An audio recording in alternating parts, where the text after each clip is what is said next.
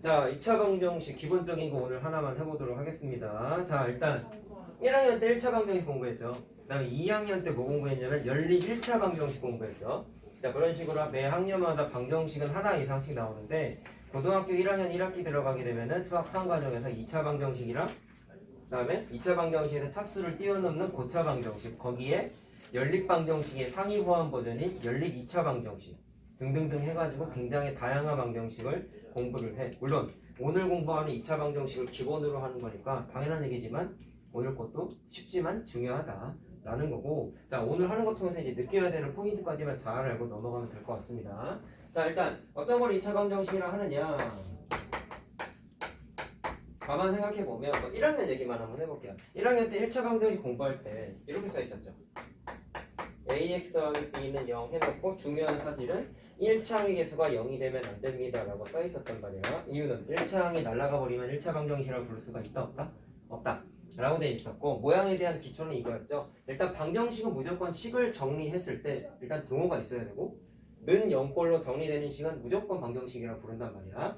그런 상태에서 저변에 있는 식이 특정 문자에 관한 몇 차항이 존재해야 돼? 1차항이 존재해야 된다. 근데 이거를 1차항만 있으면 돼 라고 생각하면 안 되고, 차수가 가장 높은 항이 몇 차항이 있어야 되는 거야?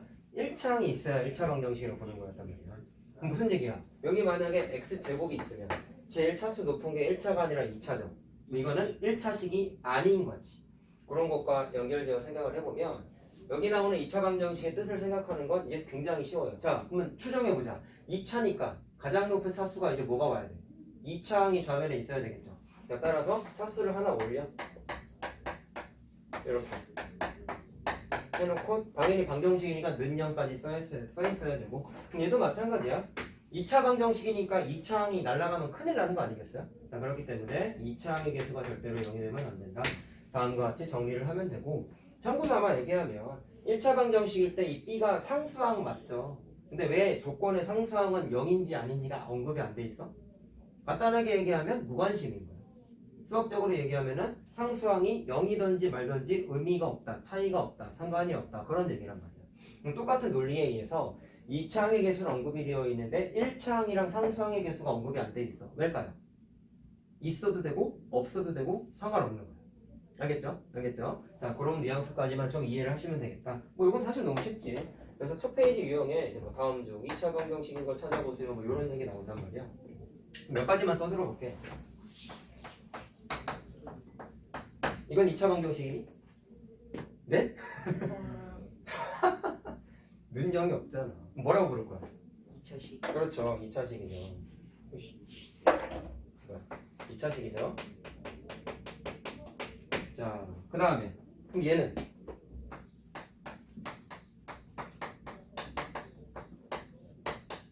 이거 맞아?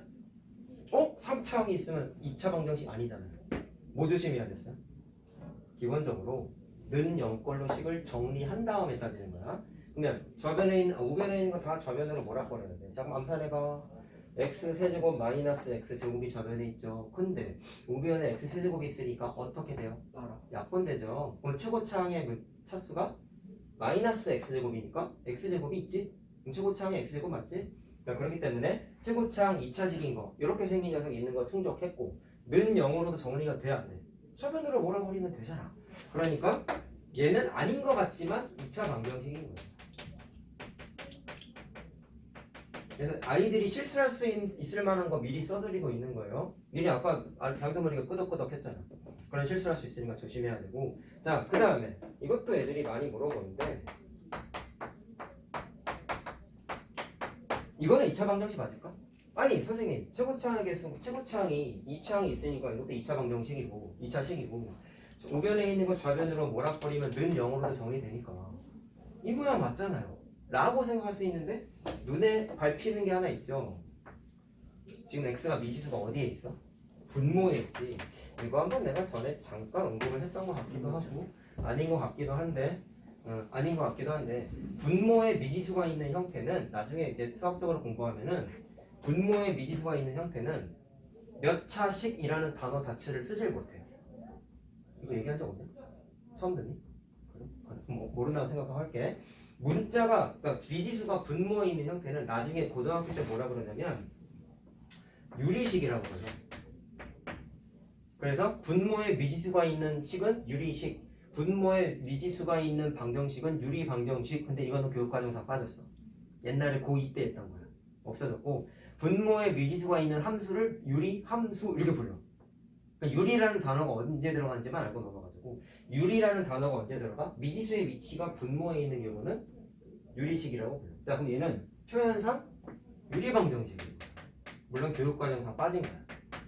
이해만 해? 알 필요는 없어. 그냥 유리라는 단어가 언제 붙는지만 알자고. 그러면 얘가 있던지 말던지 분모에 미지수가 있으면 이건 그냥 끝난 거예요. 몇 차식, 몇 차 방정식 이렇게 부를 수가 없는 거예요. 자, 그래서 정리만 하고 넘어가시고, 자, 그 다음에 뭐 얘는 당연히 알겠지. 2차항이 있다고 2차 방정식 아닌 거죠. 차수가 높은 게 3차항이 있어 없어? 있지. 그럼 얘는 3차 방정식인 거야. 자, 이 3차 방정식이 나중에 고등학교 1학년 때 고차 방정식이라고 해서 고등학교 1학년 때 공부하는 거야. 자, 이런 식으로 그냥 연습 한번 해봤고, 자, 이제 연습을 하나씩 들어가 볼게요.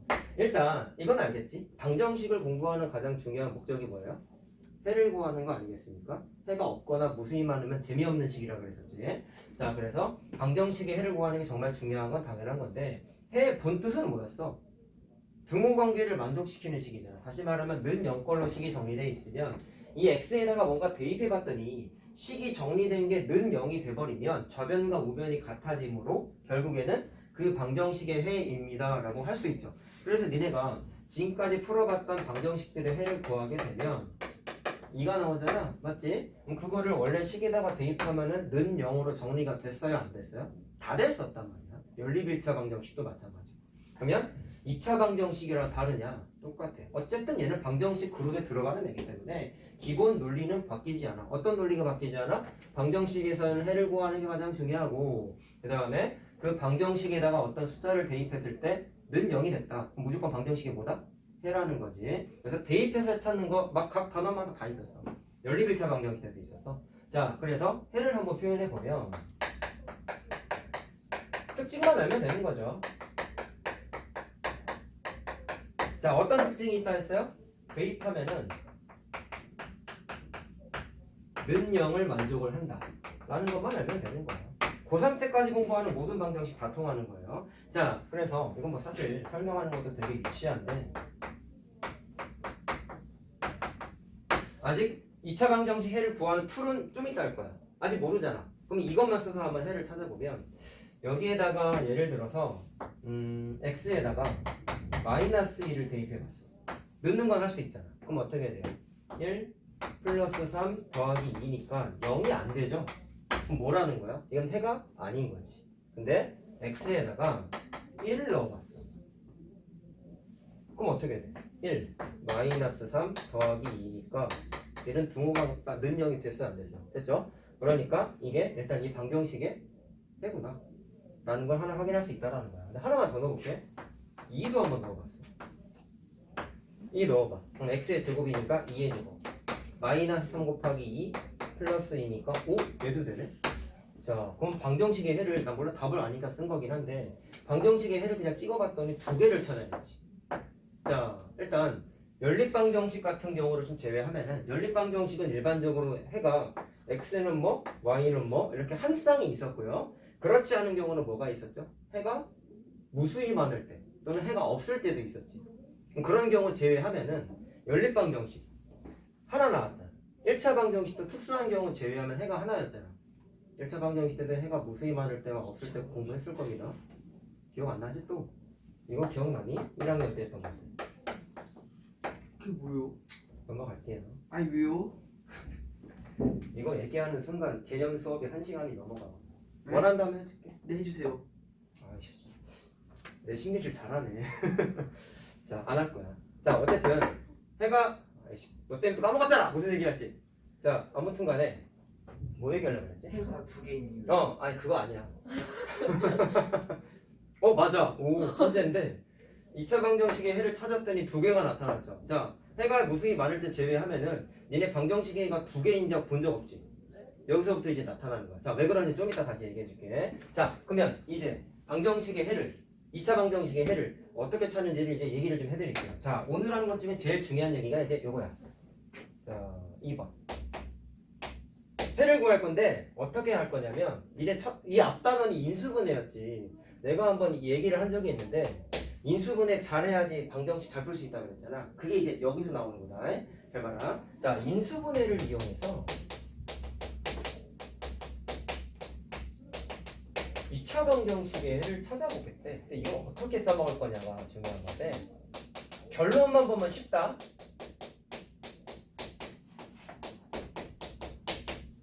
늘 얘기하지만 결론은 공식이고 왜 저렇게 되는지 과정을 아는 게 중요한 거죠. 상호가. 자, 게임 열심히 하더니 그냥 졸고 앉아있네요. 그냥. 자, 보세요. 자, 일단 기본 너 닮아서 그러잖아. 잘 봐. 첫 번째, 니네 1학년 때 원래 수학적인 이론이라는 게 새로운 이론을 만들어내는 과정이 거의 대부분 어떠냐면 기존에 알고 있었던 내용에다가 살을 덧붙여서 새 상품을 만드는 거야. 알겠어요? 근데 그렇지 않은 특수한 경우가 소위 말하는 발견적 추론, 노가다 계산을 통해서 새 상품을 아무것도 없는 무에서 유를 창조하는 거죠. 되게 오래 걸리겠죠. 실제로도 그렇잖아. 근데 기존 상품을 재해석해가지고 개선 버전을 내면 그게 아이팟이래. 에어팟 1, 2, 3 나오는 것처럼 개선해서 나오잖아.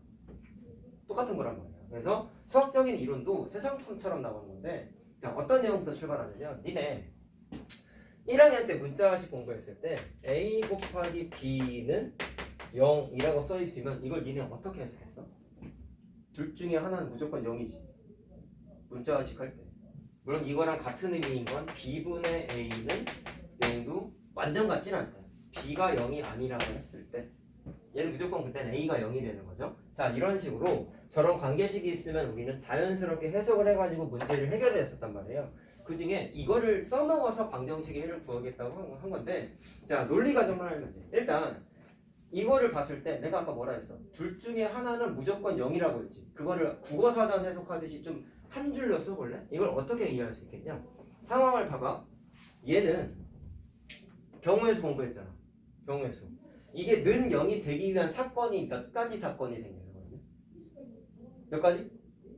세 가지. 그걸 하나씩 써보자. 자, 첫 번째. 이게 0이 되려면 A가 0이어야 되지. 질문. 무조건 B가 0일 필요 있어? A가 0이면 굳이 B는 0이 아니어도 되죠. 그래서 A는 0이라는 사건이 발생하고 나서 B는 굳이 0이 아니어도 되지. 자, 잠깐 경우의 수야. A 사건 펼쳐지고 나서 B 사건이 연속해서 발생하는 거 알겠습니까? 그러면 고배 법칙이라 그랬죠. 이런 거를 우리 예전에. 자, 그래서 참고로 고배 법칙은 그리고라는 표현을 많이 썼어요. 그래서 수학적인 기호로는 컴마를 찍어. 근데 이 컴마도 빨간색이야. 왜 그런지 좀 이따 얘기해줘. 자, 그리고 두 번째 사건은 뭐가 있어? B가 0이어도 되잖아. 이해만 하면 된다고. 그때는 A가 굳이 0일 필요 없지. 맞니? 그래서 두 번째 사건은 이거야. 얘도 컴마야. 왜 컴마예요? 그리고라는 뜻이고 A 사건 다음에 B 사건이 연속해서 발생해야 되기 때문이야. 자, 근데 A랑 B가 싹 다 0이어도 둘 다 0이어도 어쨌든 저 곱하면 0인 거 맞잖아. 그래서 저 노란색 식이 0이 되기 위한 사건의 경우의 수는 세 가지 사건이 있다는 걸 크게 어렵지 않게 표현할 수 있어요. 자, 근데 잘 봐봐라. 이 세 가지를 아우르는 표현이 하나가 있어. 어떻게 할 수 있을까?를 봤을 때 위에 줄에 있는 건 결계문이 둘 중에 하나는 0이지. 아래 거는 어때? 둘 다 0이지. 그러면 얘랑 얘 기준으로 이걸 좀 구분을 지어서 생각을 해보면 얘는 A도 0이면서 B까지 싹 다 0이지. 얘는 하나만 0이지. 이해됐니? 그러면 이거 두 개를 아우르는 표현을 국어사전적으로 뭐를 할 수 있냐면 자, 머릿속의 기억을 떠올려보세요. 지금 경우의 수 얘기하고 있습니다. 경우의 수 처음 공부했을 때 계산하는 논리 과정은 합의 법칙하고 고배 법칙이 있었죠. 맞나요? 그 중에 합의 법칙 표현이 어떻게 나와 있었니? 두 사건이 동시에 발생하지 않을 때 A 사건과 B 사건의 경우의 수를 더하면 된다 라고 나와 있어요. 자, 근데 이렇게 말하면 틀려. 이것도 대답하면 음료수 사줄게. 뭐요? 왜 틀렸어? 내가 지금 말한 게 왜 틀렸어? A 사건하고 B 사건이 동시에 발생했다. 미안하다. 아, 답을 얘기해버렸다. 네. 아니, 넘어가. 안 돼요. 그냥 하자. 아, 뭐가 아까운데? 또 해줄게 걱정하지 마 할 거 많아. 자 경우의 수 공부할 때 조심하라고 했던 게 뭐냐면 또는이 있으면 화배법칙이라고 공부했잖아. 근데 그 책에 다 어떻게 써있냐면 두 사건이 동시에 발생하지 않을 때만 한정적으로 A 사건과 B 사건의 경우의 수를 더하기 하세요라고 나와 있어. 그럼 전제 조건이 뭐냐면 A 사건하고 B 사건이 동시에 발생하지 않을 때라는 게 전제 조건이야. 그걸 제외하고 합의 법칙을 써가지고 A 사건과 B 사건을 더하세요라고 나와 있단 말이야. 그러면 나의 질문은 왜 동시에 발생하지 않을 때라는 거를 전제 조건을 깔고 나서 합의 법칙을 또는이라는 기호로 썼을까? 이 얘기가 핵심인데 경우의 수 할 때 한번 보여줬어요. 또는의 국어사전적인 뜻은 딱 이거야. 또는은 자 이렇게도 옛날에 표현했을 거예요. 빵하고 음료수가 있으면 빵 또는 음료수 중에 먹어 이러면 세 가지 사건이야. 빵만 먹을 거냐? 음료수만 먹을 거냐? 둘 다 먹을 거냐? 세 가지 사건이야. 근데 일반적으로 아이들이 생각하는 게 또는이면 둘 중에 하나만 먹어야 된다고 착각을 하는데 원래 국어사전적으로 또는은 둘 다 먹어도 상관이 없어. 그러면 빵만 먹는 사건, 음료수만 먹는 사건, 두 개까지 다 먹는 사건 세 가지 있어. 그 세 가지가 이 세 가지야. 알겠어요? 자, 그래서 연결지어서 얘기해 줄게. 얘는 A가 0인 사건과 B가 0인 사건이 동시에 발생하고 있는 거야. 같이 터졌잖아. 0, 0이라고. 근데 이 둘은 어떤 거야? A만 0이지. 얘는 B만 0이지. 그러면 A가 0인 사건과 B가 0인 사건이 얘는 따로 발생하고 있는 거죠. 이해됐어요? 무슨 말 하는지? 그래서 따로 발생하는 게 우리 경우에서 공부했을 때 했던 합의 법칙이고 동시에 발생하는 게 고백 법칙이었단 말이에요. 알겠어요? 0이라는 사건 기준으로 봤을 때. 근데 얘랑 얘를 아우르는 표현이 원래 뭐라고 하셨냐라고 물으시면 A가 0이든지 B가 0인 사건이 컴마가 아니라 또는이라는 기호를 쓰는 게 수학적인 표현이라는 거야. 그럼 자꾸 애들이 이래. 쌤, 또는은 합의 법칙이잖아. 아니라니까. 또 합의 법칙에서의 또는은 동시에 발생하는 표현을 걷어내고 표현한 거야. 알겠어요? 걷어내고 따로따로 발생할 때만 더한 거야. 그러면 A가 0인 사건이랑 B가 0인 사건이 따로따로 발생했을 때는 합의 법칙에 의해서 한 개 더해가지고 두 가지 사건이라고 대답을 하는 거였단 말이에요. 알겠어요? 지금 말한 건 뭐야? A랑 B가 따로따로 발생하는 사건의 가지수. 중학교 2학년 때 공부했던 합의 법칙 경우의 수 개념이란 말이지. 근데 원래 또는은 동시에 발생하는 것조차 포함하는 개념이야. 근데 왜 경우의 수에서 동시에 발생하는 걸 제외하고 합의 법칙을 만들었을까? 간단해. 또는은 합하고 곱이 동시에 표현되어 있는 식인데 합의 법칙하고 곱의 법칙을 따로따로 개념 정립을 하려면 구분을 지어야 되지 않겠니? 아니 또는 합, 곱이 다 붙어있으면 공부하는 사람 입장에서 어때요? 헷갈리잖아. 그러니까 그 전제 조건을 까는 거야. 그러니까 이게 책이 좀 표현이 동시에 발생하지 않을 때가 있다라는 걸 좀 강조를 해놔야 되는데 그냥 마치 A가 0이 아니야 그냥 뜨뜻미지근하게 쭉 써놓고 넘어간 것처럼 써있다 보니까 애들이 머릿속에 아 합의 법칙은 또는 이렇게만 생각한다고. 그거 잘못된 거라고 얘기했다는 거 아니야? 알겠냐? 오늘 설명하는 것 중에 제일 중요한 게 사실 이거야. 해를 구하는 게 중요한 게 아니야. 해 구하는 건 겁나 쉽거든. 알겠니? 자, 그래서 결론은 뭐다? 또는은 따로따로 발생할 때, 동시에 발생할 때 합쳐서 쓰는 표현이에요. 원래는 그렇다라는 거예요. 자, 그러면 이것을 통해서 우리가 알 수 있는 사실이 뭐냐면 내가 빨간색이라고 쓰는 게 합당한 표현이라고 그랬지. 그러면 애들이 이렇게 한단 말이야. 해를 표현할 때 조심해야 되는 점이 있어요. 그게 뭐냐면 또는과 컴마의 차이를 이해합시다 우리. 자 어떻게 되는 거냐면 이것과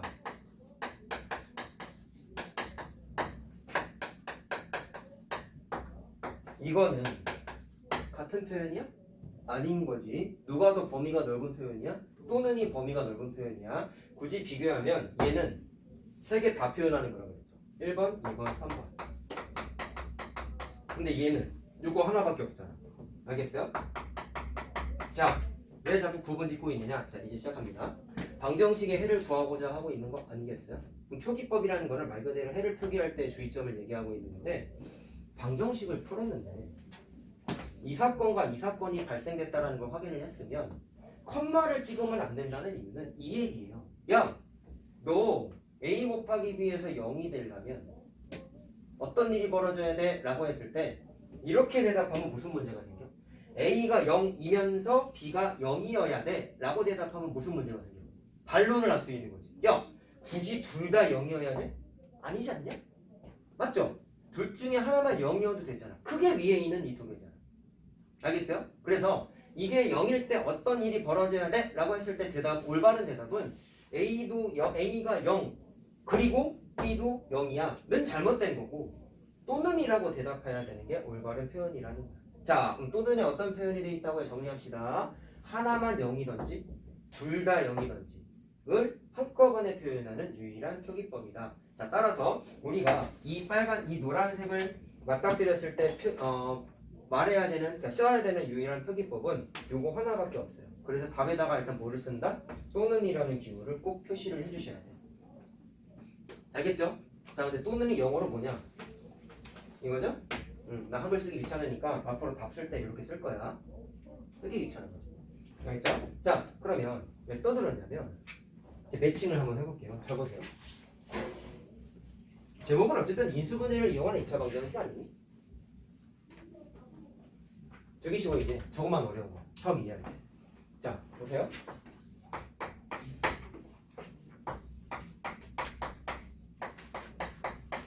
이렇게만 써있으면 2차식이지.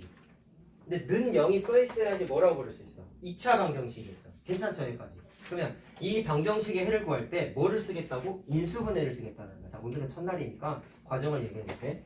방정식을 풀 거야. 근데 처음에 어떻게 하냐? 는 0이 없다고 잠깐만 최면을 거세요. 우리 앞단에서 그 선을 넘었다고 한 그 문제처럼 푸는 거야. 우변에 는 5가 있으면 그거 없다고 생각하고 좌변만 인수분해 했었지. 그것처럼 하는 거야. 는 0이 없다고 잠깐만 최면을 걸어. 그럼 좌변에 2차식이 있는 거 보이죠? 그럼 이게 인수분해가 뭐가 되는지를 5개의 공식 중에 뭘로 되는지를 판단하는 거야. 근데 얘는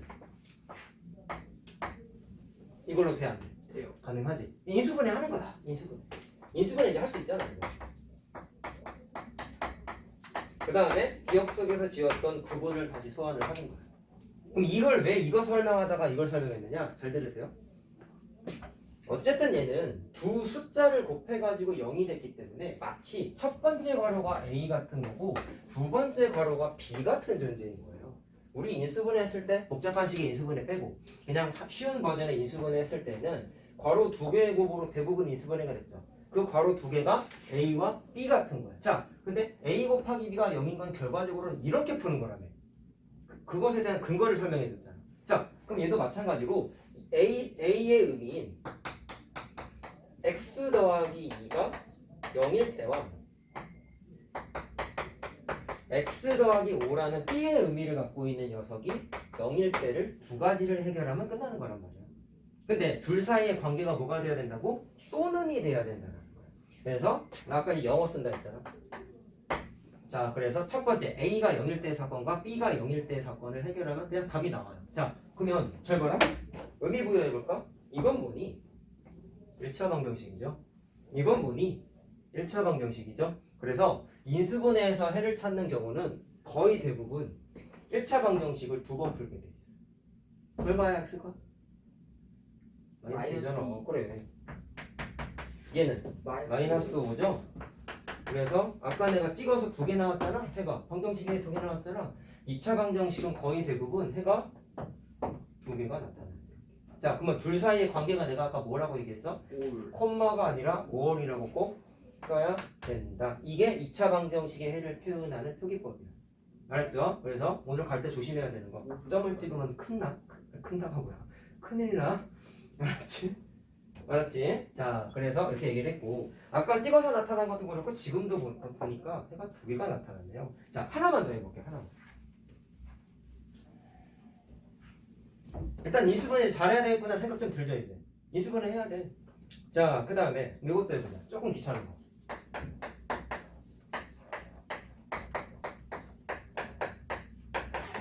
자, 제일 귀찮은 거지. 기본적인 인수분해에 있어서 어떻게 숫자 맞춤 해보자. 뭐 써야 되냐? 안 보여? 아직도 이게.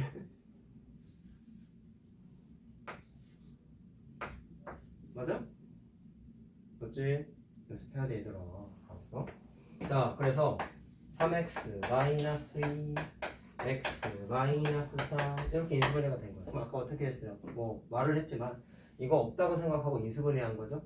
맞죠? 그 다음에 해를 어떻게 찾는다고? 첫 번째 사건이 0일 때, 3분의 두 번째 사건이 0일 때를 각각 1차 방정식을 푼다. 근데 암산할 수 있지. 첫 번째 사건 0일 때 x가 뭐다? 3분의 3분의 2. 두 번째 사건 0일 때는 2 3이죠. 3이에요. 자, 그럼 3이잖아. 그렇네요. 자, 했을 때 두 사건의 관계는 또는이라고 그렇게 많이 강조를 했지. 자, 따라서 가운데다가 꼭 또는이라고 이렇게 쓰는 거야. 자, 그러면 찍어서 내가 맞춘 거 플러스 해가지고 방정식 3번 풀었네요. 그럼 지금까지. 했더니 여기까지의 우리의 결론은 방정식이 해가 2개가 나타나는구나. 그래서 일단 정리를 해볼게. 자, 일반적으로 2차 방정식은 자, 해는 몇 개가 존재한다? 2개가 존재한다. 맞는 얘기예요. 근데 국어 공부 좀 했나? 일반적으로라는 뜻이 무슨 얘기야? 대부. 어? 대부. 그렇죠. 대부분 정확한 표현이에요. 그러면 얘가 있어 없어? 있어요.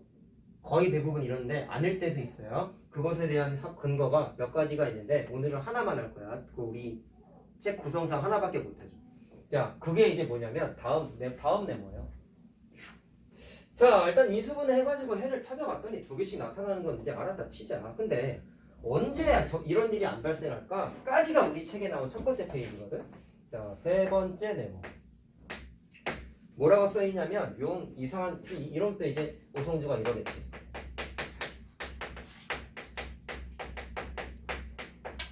성주야 뭐가 떠올라? 앞에 봐야지. 성주야 내용을 보지 말고. 에? 이거 보니까 뭐가 떠올라? 배급, 소급, 황금, 고기, 고마워. 안중근 안 해줘서. 안중근. 자, 안중근이 누군지 모르냐? 아니 알아요. 그렇죠. 자, 중근의 뜻이 뭐냐면 중국의 중자예요. 가운데 중이 아니야. 알았죠? 대중소하지 말고. 그래서 황금. 자, 물론 그는 해랑 같은 뜻이라는 건 알죠? 그래서 자, 해가 중복된다는 뜻이야.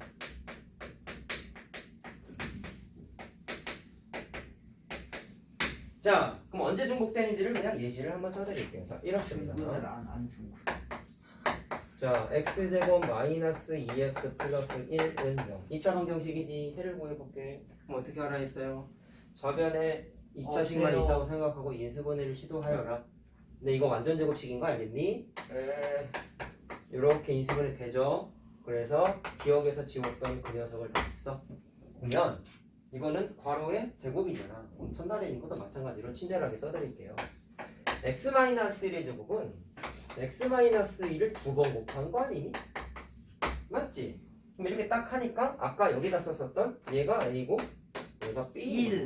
그럼 똑같이 푸는 거야. 첫 번째 사건이 0일 때 x값 1이지.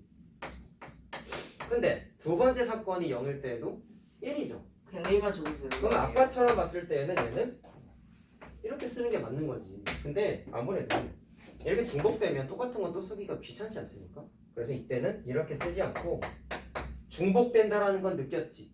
그래서 이거를 마지막에 쓸 때 어떻게 쓰느냐?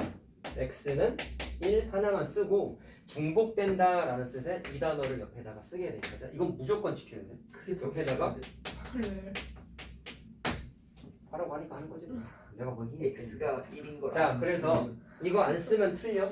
알았어요? 1만 쓰면 틀리는 거라고. 중복되면은 중근입니다. 중복되는 해입니다. 라는 거 꼭 써주셔야 돼요.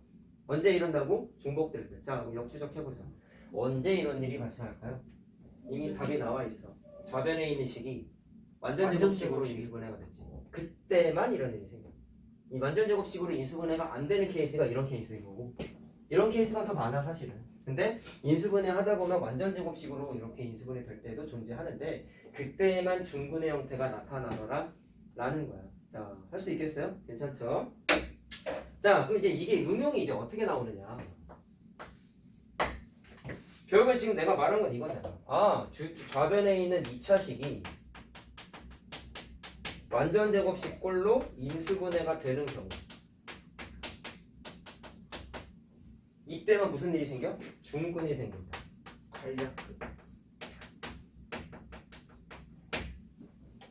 자, 알겠어요? 무슨 말 하나? 자, 그럼 이걸 응용하는 게 이게 원리야. 그럼 이제 떠올려야 되는 게 이게 있어요. 여러분, 인수분해 첫 단원에서 복잡하신 인수분해 말고 특정 주어진 2차 시기 완전 제곱식이 되기 위한 조건이라는 거 풀어본 적 있지? 이것도 커피인가? 아니요? 아. 얘기했잖아 벌써. 뭐가 있어요? 이거 있었잖아. 아, 이건 아까 먹었겠지. 이게 완전 제곱식으로 인수분해 되기 위한 조건. 공식 뭐였어? 상수항이 1창의 개수의 절반의 제곱과 같다. 다음 주 목요일 시험범이야. 아니야. 기억이 안 나요? 큰일 났습니다. 공부해야죠. 자, 이거였잖아. 그러면 중근을 갖기 위한 뭔가를 찾아내세요라는 문제가 나오면 필연적으로 완전 제곱식으로 인수분해가 돼야 되고 그 완전 제곱식으로 인수분해 되기 위한 조건 공부한 게 이거밖에 없어. 그래서 자연스럽게 인수분해는 앞다는 얘기였고 완전 제곱식 인수분해 되기 위한 조건조차도 앞다는 얘기였는데 2차 방정식 중근 개념이 나오면 이거를 쓰는 일이 생길 수밖에 없어요. 당연히 이제 나와요. 자, 그것을 한번 느껴보자. 그래서 이걸 사용한다고. 자, 보세요. 그러면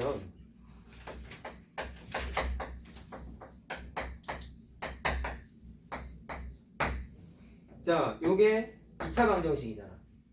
괜찮니? 근데 이 녀석이 중근을 가진대. K를 구해봐. 어떻게 풀까? 이 문제에 대한 풀이는 두 번째 단원을 공부하면 하나가 추가되는데 아직 첫 단원밖에 모르죠 지금. 그렇기 때문에 지금 써있는 걸로만 풀어보자. 자, 그럼 우리가 얻은 정보가 뭐예요? 중근을 가지려면 좌변의 2차 식이 완전 제곱식으로 인수분해가 돼야 된대. 그래서 니네 눈에 딱 얘만 보는 거야. 그럼 이게 뭐가 돼야 돼? 완전 제곱식으로 인수분해가 되면 된다는 거 아니니? 무조건 중근인 거잖아. 괜찮아요? 그러면 이게 완전 제곱식으로 인수분해가 될 때 풀이는 인수분해 단원에서 했던 이거 쓰는 거야. 뭐 어떻게 하면 돼? 심지어 자, 이 공식 특징이 뭐였어요? 2창의 개수가 1일 때 이걸 다이렉트로 쓸 수 있다고 그랬었죠. 아닐 때는 어떻게 했었어요? 묶어내서 정리했었어요. 초고창의수로. 자, 근데 얘는 초고창의수 1이니까 묶을 거 없어. 그냥 바로 이거 쓰면 돼. 그럼 공식이 뭐라고 하셨어? 상수항. 누구랑 같다고? 1창의 개수의 절반의 제곱과 같다. 그냥 일. 인수분해 단원 문제야. 1이냐? K는 2. 2 아니야? 1 아니에요? 2예요? 2잖아. 왜요? 1이잖아 이거. 네. 1이 돼야 되잖아. 네. 아, 이 K가 2야. K가 2잖아. 그거 말고 사실 그게 2인 줄 알았죠. 자, 그래서 K가 2가 나오지. 맞지? 네. 그래서 K 값을 이렇게 찾는단 말이야. 자, 그럼 풀이 과정상 느껴야 되는 게 뭐예요? 인수분해 단원에 썼던 게 계속 나오죠. 그러니까 자연스럽고 그래서 내가 인수분해 잘해놔야 돼라고 한 게 이런 것 때문이란 말이야. 알겠니? 자, 그래서 완전 제곱식으로 인수분해가 되면은 중근이 생긴다라는 거. 자, 특수한 경우 이 일반적이다 예외적인 케이스 첫 번째 하나 보여준 거야. 자, 그러면 마지막인데 이건 책에 좀 표현이 헷갈리게 써 있는 책들이 가끔 있어서 내가 정확하게 짚어줄게. 이 풀이를 해보면 헷갈릴 일이 없거든. 질문 한번 해볼게요. 중근은 중복되는 거라 그랬지.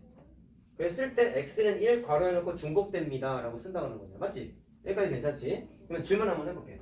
x는 1 해놓고 중근이면 해가 몇 개가 생기는 거야? 2개. 하나 아니야? 하나. 말장난 같은데 잘 들어야 돼. 중근 이렇게 써 있으면 x가 다시 말하면 2차 방정식 해가 몇 개가 생기는 거야? 한 개냐 두 개냐 좀 뭔가 헷갈리는 포인트가 있지 않아요? 그것만 하고 쉴 거야 이제. 2개. 두 개야? 그럼 왜 두 개야? 몰라요? 생각을 하고 대답해. 하나면 왜 하나야? 그걸 얘기해보자. 2개인데 하나랑 일반적으로 똑같으니까. 두 개니까 일반적이 아닌 거면 한 개 아닐까요? 오, 맞는 얘기죠. 자, 제 이 말을 했어요. 왜 퇴사 전환해 갑자기? 네? 응? 무슨 두 개라며? 왜 두 개야? 하나라고 해도 헷갈리고 사실 두 개라고 해도 좀 헷갈려. 정확하게 표현하면 말장난이야 이거는. 이게 중학교 책에서의 좀 문제점인데 여기 써 있는 두 개가 개수잖아. 개수. 한 개, 두 개 할 때 개수. 근데 일로 와봐. 내가 일반적으로의 예외 케이스라고 얘기했지. 그러면 하나라고 이제 대답했잖아 수진이가. 근데 원칙적인 표현은 위에 해를 구해봤더니 두 개잖아요. 두 개가 나왔죠. 근데 중복되니까 하나로 줄여 쓴 거잖아. 말 잘 들어? 줄여 쓴 거잖아. 두 번 쓰기 싫으니까. 뭘 니네는 이것도 귀찮다고 했지만 줄여 쓴 건 맞잖아. 왜 그렇게 됐어? 두 개가 나타나는데 중복되니까 줄인 거지. 그러면 일단 잘 들으세요. 완전 제곱식으로 인수분해가 돼도 중근 표현 쓰는데 방정식의 해가 두 개가 생기는 거는 맞아. 말 잘 들어? 개수는 그래서 두 개야. 언제도 중근일 때. 근데 마치 하나로 줄였으니까 아이들이 중근은 해가 한 개야. 제 말이 맞잖아요. 두 개. 그래, 두 개 맞아. 두 개인데 그러면 어떻게 표현할 수 있냐면 원래 교과서적인 표현에 교과서에 이렇게 써 있어. 그래서 나도 이렇게 쓴 거야. 두 개의 개수가 원래는 개수가 맞거든. 개수냐? 개수냐? 개수냐? 개수야? 개수. 개수 아니에요. 시옷 지워야 되니? 아무튼 개수 그래. 개수는 중근이어도 두 개라고 대답해야 돼. 알겠어요? 그럼 뭐는 차이점이 있냐면 종류라고 대답하면 어떻게 돼? 종류라고 물어보요. 얘는 -2와 -5라는 서로 다른 두 개의 해가 만들어졌지. 다른 종류지. 근데 얘는 같은 종류. 같은 종류지. 그래서 정확하게 얘기하면 중근은 같은 종류의 해가 생길 때라고 대답해야 돼. 다시 같은 종류의 해가 생길 때라고 대답을 원래는 해야 돼. 근데 이렇게 해야 되는 게 맞는데 그냥 좀 쉽게 표현하다 보니까 같은 종류를 개수랑 동일시 취급하는 거야. 그러니까 아이들이 공부할 때 좀 헷갈려 하는데 그래서 내가 정확하게 짚어주는 거야. 중근조차도 방정식의 해 개수는 두 개예요. 종이가 몇 개라고요? 중복되니까 한 개예요. 그래서 니네가 쓴 이 x는 1 중근은 종류가 하나라는 걸 뜻하는 거예요. 그거 좀 주의하시고. 그러면 이 일반적으로 했을 때 예외적인 케이스라 했잖아. 예외적인 거. 그러면 뭐가 예외냐? 여기에서 해는 두 개라고 써 있는 게 국어사전적으로는 개수가 맞는데 문제집이나 교과서에는 중등 때만이래. 중학교 때에는 이 두 개는 개수가 아니라 종류를 뜻하는 겁니다. 알겠죠? 하나만 알고 넘어가자. 그러면 종류라고 생각하고 접근하면 헷갈릴 게 전혀 없지. 한 종류잖아. 그럼 한 개야. 몇 종류야? 두 종류잖아. 그러니까 두 개야. 이해됐어요? 무슨 말 하는지? 그래서 헷갈리지 말자고. 개수라고 언급되어 있는 거는 고등학교 때는 정확하게 이게 표현이 나와 있어요. 근데 일부 문제집이나 교과서에서 잘못 나온 부분이 있어서 2차 방정식 자 중근일 때 해가 몇 개입니까? 라고 물어보면은 거기에서의 몇 개는 개수가 아니라 종류를 물어보라는 거라는 거. 알았죠? 알았어요? 보기 이렇게 나오는 거야. 다음 2차 방정식의 해 그 특징에 대해서 옳은 것은 고르세요. 이렇게 나온단 말이야. 해를 구해봤더니 x는 1 중근이라고 나왔지. 그럼 보기에 잘 들어 마지막이니까 보기에 예를 들어서 2번 다음 2차 방정식에 해는 한 개 존재한다 라고 하면 맞는 거야 틀리는 거야? 원래는 틀리는 거야. 이건 개수잖아. 개수 두 개라니까? 틀려. 근데 여기에 중학교 문제집에 한정적으로 여기에서의 개수는 개수가 아니라 종류를 뜻하는 식이라는 거야. 그래서 틀린 거지 원래는 두 개니까. 근데 이걸 종류라고 표현을 바꾸면 맞아 틀려.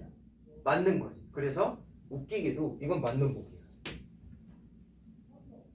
왜 저따구로 만들었지 했는데 나도 사실 힘이 없어서 건의는 옛날에 몇 번 해봤는데 안 바뀌더라고. 고등학교 때 가면 이런 논란이 없어. 그때는 정확하게 표기가 나오는데 지금은 얘기 못하지만 중학교 때는 한정적으로 이게 얘 매번 논란이 있었어. 중학교 시험 문제 나올 때마다. 원칙적으로 이건 틀린 게 맞거든. 한 종류라고 써줘야지 왜 개라고 써놓냐고. 답답해 미치겠는 거야. 그러니까 중3 때까지만 몇 개라고 나와 있으면 종류를 일단은 좀 생각을 하자. 알았지?